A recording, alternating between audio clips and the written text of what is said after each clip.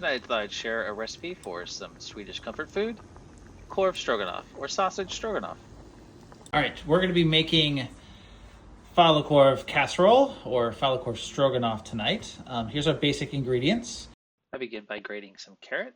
I like adding carrot because it adds some vegetable and some earthiness and also stretches out the stroganoff to be more filling. I also slice up some cabbage for in this. The carrots and the cabbage are a departure from the traditional, but once again, like I said, it adds more nutrition and also makes the ending stroganoff a lot more filling.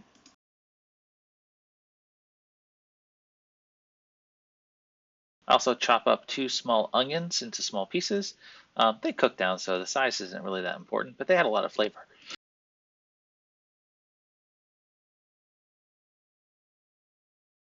Next, we prepare the Korv. Korv is actually a pretty cheap protein to cook with. It's like bologna or imagine hot dog consistency, but it's much more tasty. Korv originates from the city of Falun, where they were making a lot of ropes for the mining there out of beef hide. So they had a lot of extra beef, and they started making this sausage. Sort of kind of a German sausage, but like I said, it's like a high quality bologna. It doesn't matter how you cut up the sausage, but I like to generally cut it into batons to cook nicely in the stroganoff.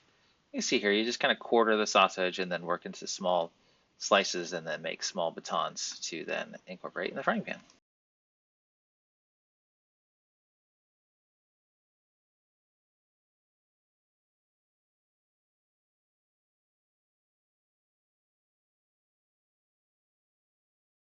You can cook with any kind of fat, but I prefer butter, both because it browns nicely but also adds some flavor.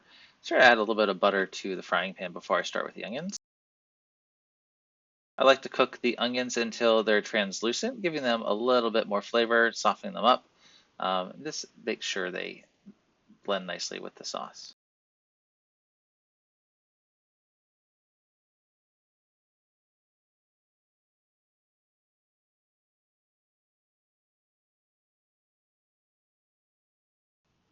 I then fry the Korv to give it some color to heat it through.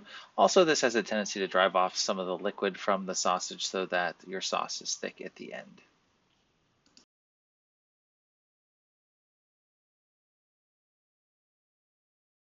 Once the Korv begins to get some color, I add the addition of the shredded cabbage and carrots to the mix and cook it until it softens up as well.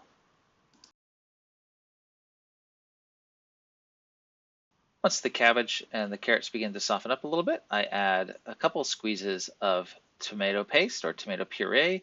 I would say about 3 tablespoons for this frying pan was enough, and then mix that in and then add the cream. In this case, it's Maltgouda. You can use half and half or heavy cream, and then I incorporate that in, and then I add the thickening of the creme fraiche, and then you're done. Simmer away until it's nicely incorporated, and then serve over a nice serving of rice, and then add some vegetables. Mums.